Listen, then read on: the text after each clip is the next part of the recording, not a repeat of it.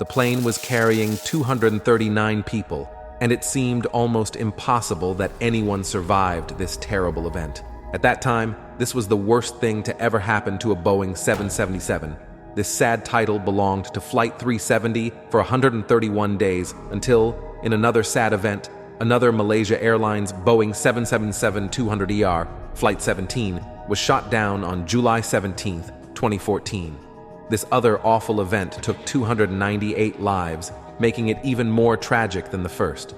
Follow us into the intense hunt for clues, filled with unexpected turns and the strong desire to find out what really happened.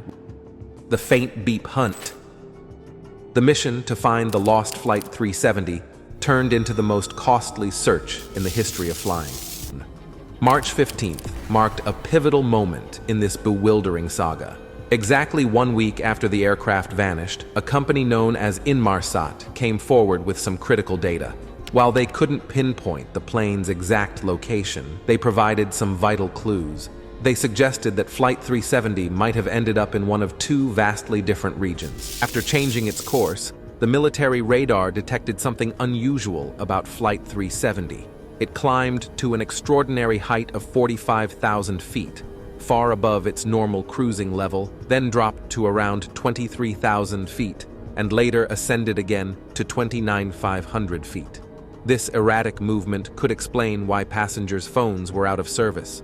Regardless of whether passengers attempted to use their phones mid-flight or had them on from the start, the extreme altitudes likely prevented any connection to ground-based cell towers.